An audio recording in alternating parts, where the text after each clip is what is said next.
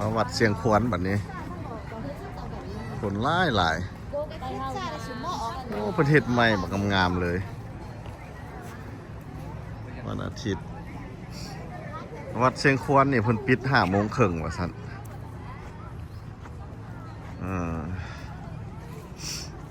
คุณนะนักท่องเที่ยวนะเป็นเฮ็ดใหม่บักงามๆเลยประตูเข้าทางหน้าครับ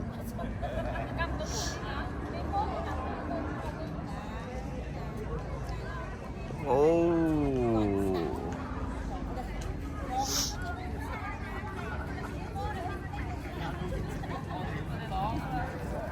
บริการถ่ายรูปด่วนได้พร้อมค่าประตูเข้าแมันคนลาวละแมัน15,000 กีบ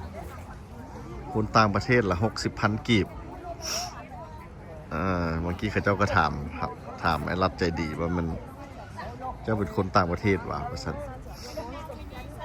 เขาก็ว่าบอเขาเป็นคนลาวว่าเราว่าไอ้รัฐใจดีคือคนจีนประสันแล้วหัวอยู่โอ้ไอ้นั่นกล้าขึ้นไปยืนอยู่เทิงกันเสยเป็นตะย่านเว้ยกันตกลงมานะว้ายโอ้ออกมาจากถ้ำออกมาจากปากหยัก ออกมาจากปากหยักเลยเนี่ยทุกคนออกมาจากปากหยักโอ้หลายคนเว้ยออกมาจากปากหยักคักยอด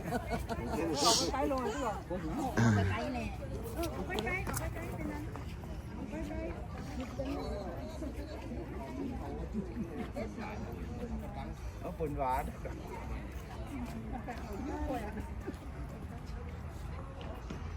อันหนาสำคัญได้ไหมโอ้สุดผลงามเลยคุณนะสุดงามเนาะ12,000 นาว่ะสุดผลงามเลยว้าวงามหลายไอ้ตุ้ยกับคนบ้านนอกกำลังมา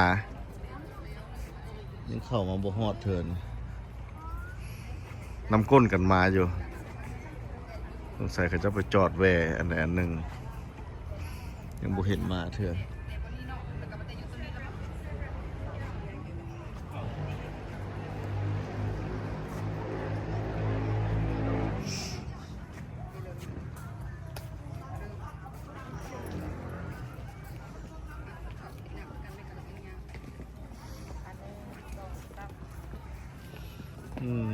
มีเฮามาย่างโคโลอยู่คนเดียวคิดว่ามาแล้วไปขึ้นเป็นคำแล้วอันปิดละไปมาแล้วมีแต่เฮามาย่างโคโลคนเดียวด้วยนี่นะชอบหาคนเฮายังบ่มาเถอะขี่น้ำก้นกันมาแท้ๆเขากับบ่ได้ขับไหวนะรถเฮาพัดต่ำไอ้ตุ้ยพัดรถสูงอยู่นั่นขึ้นไปเทิงพุ่นนะจะย่านบ่ว้ายน่าเสียวผู้ขายานความสูงเอาน้ำสำหรับไผ่ที่ยังบ่ทันได้มาเบิ่งตอนอันเพิ่นเฮ็ดใหม่อันนี้นี่เพิ่นเฮ็ดใหม่นี่นะงามตกแต่งใหม่ให้ได้เบิ่งกันวัดเสียงขวน2026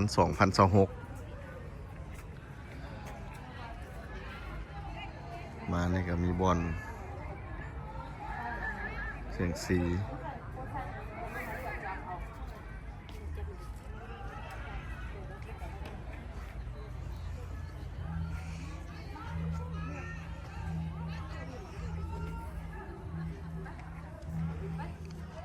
มาโมงนี่ก็พอดีงามเลยเนี่ย4:00 5:00ยังพอดีแดดตะเวนกำลังจะตกแดดบนหลายนี่ตะเวนกำลังจะตกดินเมืองนั้น ห่มอันนี้ก็บังให้เลย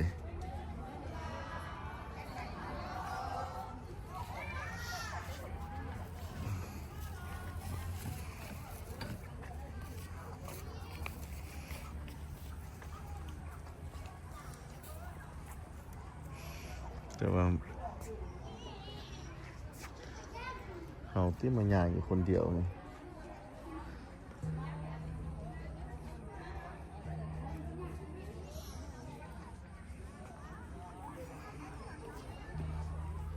นั่นเด้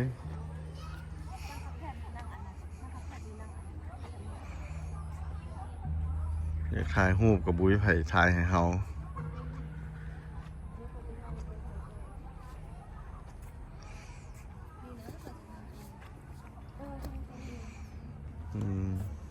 อย่างคนโลกคนเดียวเลยเขา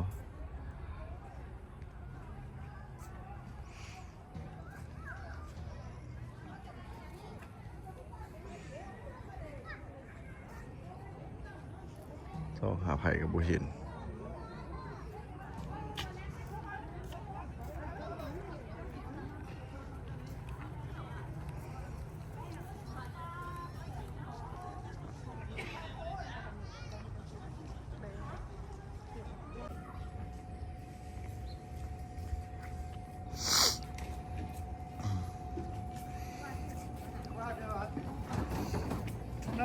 น่าเราจะเอาทางลุมกัน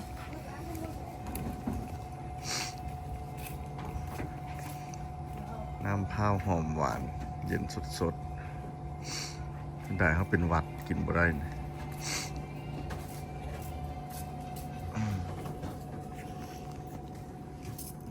ย่างมันย่างมาแต่พุ่น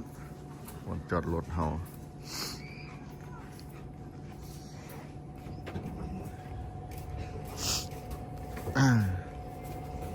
นี่ย่างมาทางหลังย่างมาสุดพี่ละสิเป็นน้ำของแล้วอยู่พี่สุดน้ำของเลยเขาอยากมาตอนค่ำแล้วมันเพิ่นกำลังสิปิดห้านเลยเนี่ยสิปิด5 โมงยังอยู่ทางหลังเพิ่นจะเขียนสวนวัฒนธรรมเสียงขวัญเช็คอิน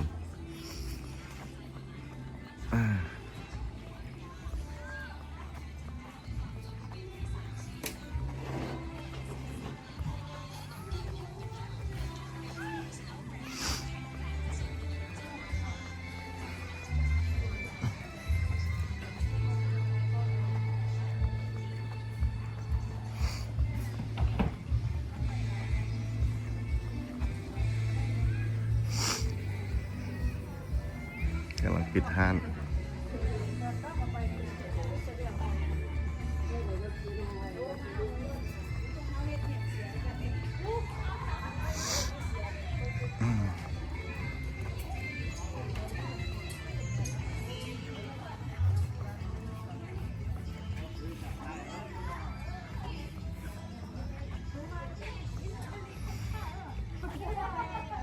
นี่เลย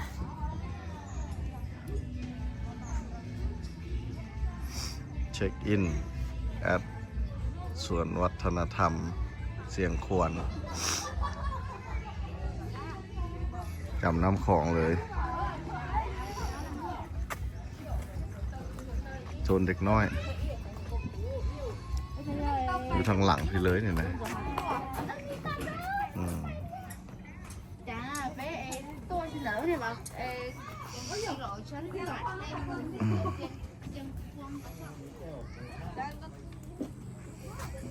แต่นี่คือน้ำท่วมหมดเลยเนี่ยยามฝนเนี่ยนะ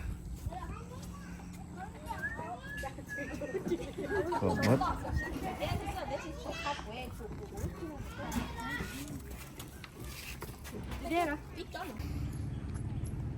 ไอ้ตุ้ยฮาวายให้ไอ้โจคนบ้านนอกขับเพราะไอ้ตุ้ยเราอยากซึมหน่อยหนึ่งขับน้ำก้นไอ้หลัดมาโอ้เดี๋ยวป่านนี้ก็ยังบ่เห็น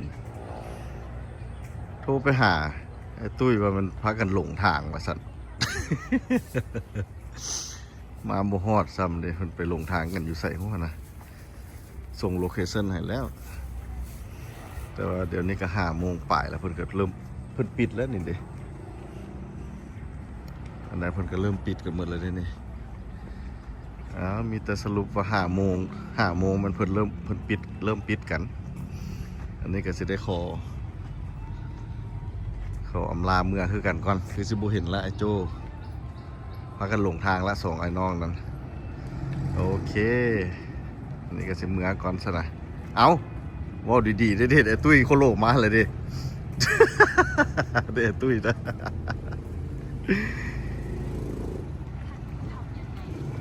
โอ้ไอ้ตุ้ยขึ้นว่าสิบ่ได้เห็นจูเจ้าละ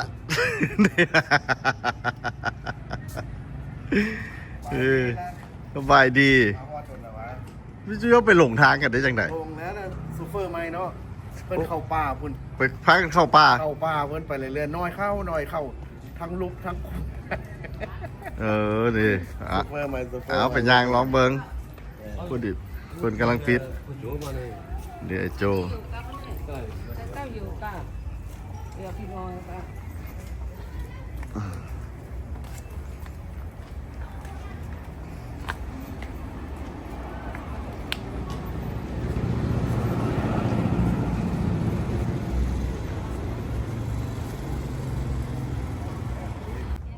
พอดีกำลังวันสิยางเมื่อยไอ้ตุ้ยกับไอ้โจผัดมา บัดนี้เขาเหลียวเบิงอยู่ไหนอันนี้เห็นคนยางเข่าขึ้นไปฮอดเทิงพุ่นนะเขาก็สิลองเข้าไปลองเบิงไปว่ามีอย่างอยู่ในกอไผ่นี่นะดิเงินไผ่ก็เข้าไปในนี่เอาเขาก็ตามไปเบิงคือกันโอ้แต่ว่าเขามันต้องได้ก้มเด้อนี่คือถ้ำนี่แหละ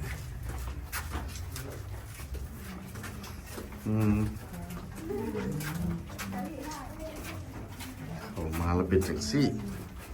สบายดีนี่คือถ้ำนี่แหละ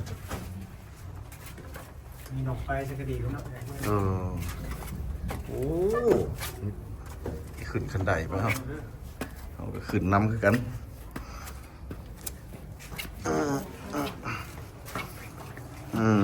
ก็จะขึ้นไปฮอดเทิงพุ่นนะเอาไปสิลองขึ้นไปเทิงพุ่นเบิ้ง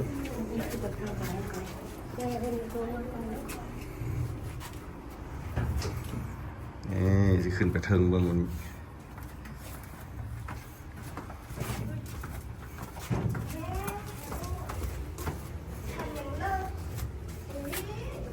โอ้กับบธรรมดาแต่ก็จะขึ้นอีกอะ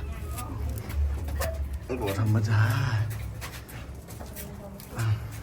ขึ้นมา นี่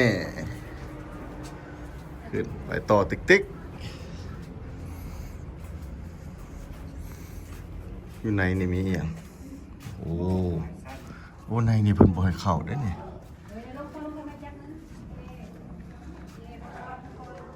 มีผ้ามีอย่างเต็มอยู่ในนี่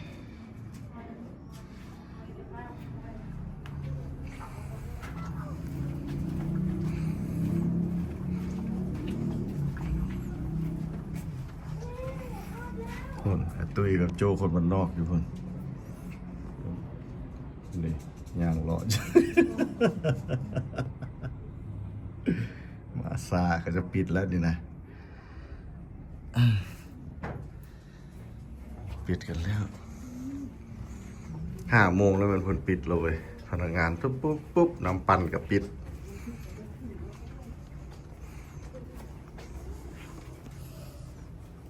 อยู่ทางในนี่เพิ่นบ่ได้ให้เข้าเลย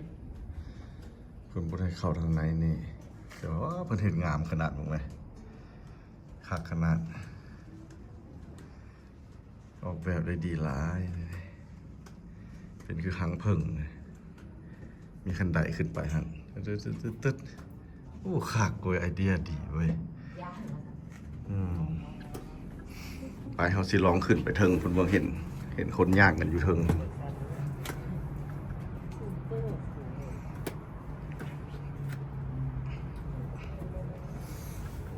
โอ้ยอันนี้ลองขึ้นไปเบิ่งด้วยนี่แต่ว่าเขาเป็นคนย่านความสูงดู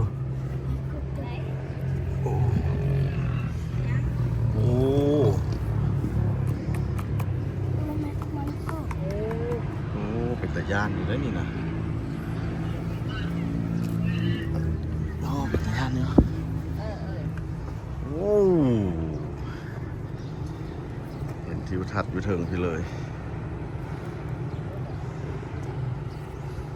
ระวังได้ตกนี่อันตรายถึงชีวิต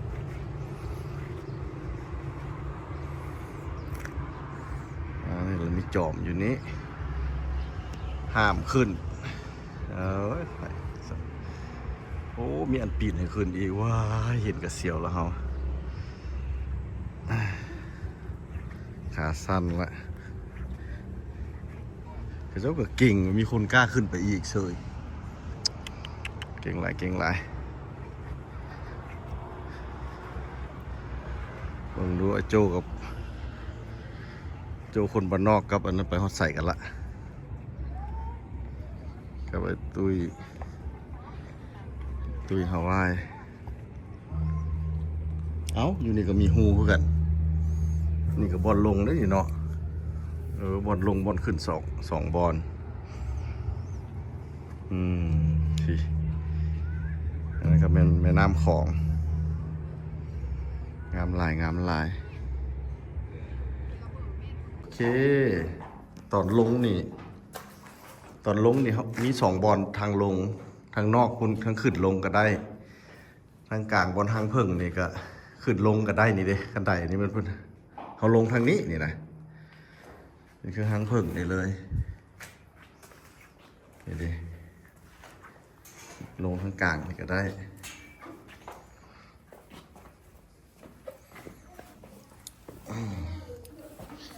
ขึ้นลงได้2ทางแต่ว่าโอ้ผจญภัยขักขนาดเลยจ้าเอ๋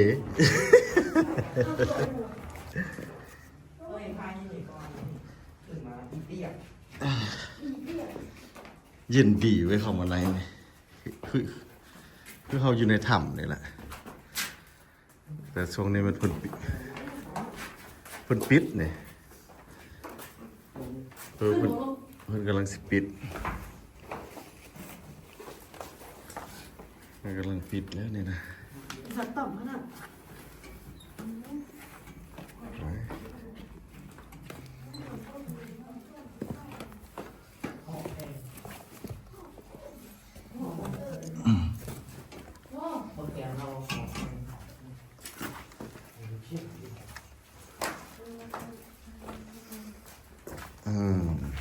เข้ามาแล้วก็สิเป็นประมาณนี้มีเครืออย่างเครือนี่มีหนามนั่นด้วยนี่ต้น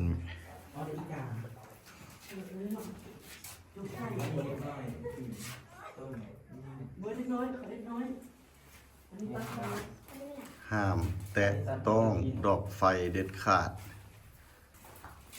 อันตรายบ่รับผิดชอบผู้ใดล่วงละเมิดจะถูกปรับใหม่700,000 กีบโอเค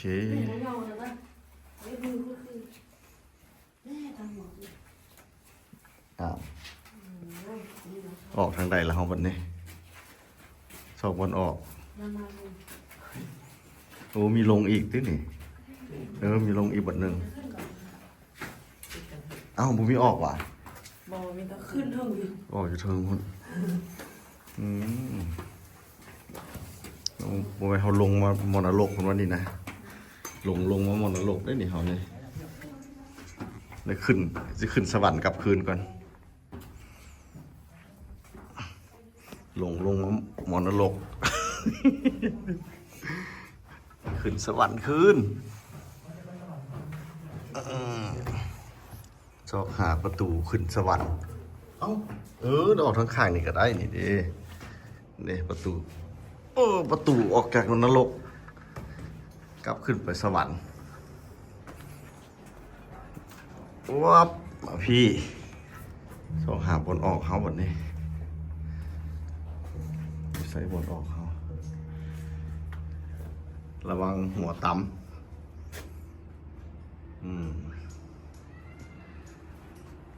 ขึ้นนรกมาแล้ว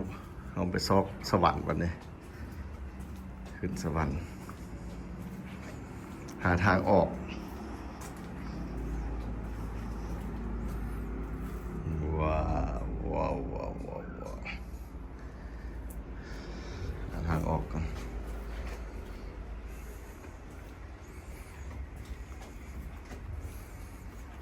บ่มีไผเลยมีแต่เฮาผู้เดียวมาย่างอยู่นี่ช่องทางออกบ่เห็นเซฟแบบนี้เกี่ยวไปเกี่ยวมาย่างอยู่บนเก่า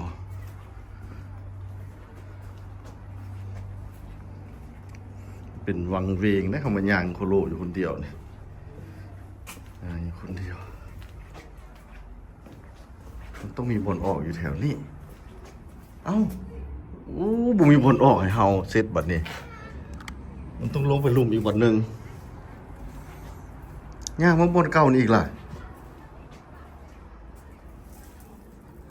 เขาออกมาจากหันเมื่อกี้ต้องลงไปหันเมื่อกี้เลยเขาบ่ลงนี่ต้องลงไปนี่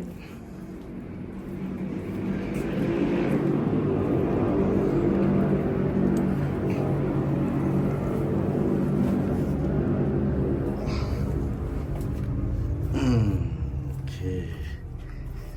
เย็นดีขนาดอยู่ในนี่คืออยู่ในถ้ำนี่แหละคือว่าคือจะเป็นตัวนี้ละมีพรออกอยู่ข้างหน้านี่คือว่า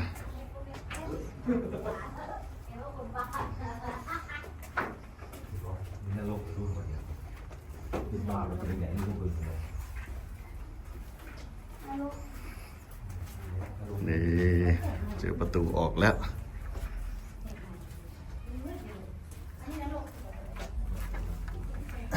นิ้วซอกออกจากนรกบ่มันง่ายพี่เอ้ยในที่สุดเขาก็ได้ขึ้นสวรรค์ เฮ็ดแนวบุรีเลยเฮ็ดแนวบุรีได้เข้านี่แท้เลย เข้ามาแล้วแล้วก็ออกแล้วนี่นะหาบอลออก ยังสิได้เข้าใหม่อยู่ยังสิได้เข้าใหม่อยู่ บ่าคุณหาบอลออกบ่มันง่าย โอ้ขึ้นไปสั้นเทิงแล้ววะ ขึ้นไปจนจำเทิงคุณเลยขึ้นมาจนสัตว์ โอ้นั่นต้องไปไหนกัน โอเคพอดี5:25ปุ๊บเพิ่นกับประกาศใส่โทรโคงเลยให้คน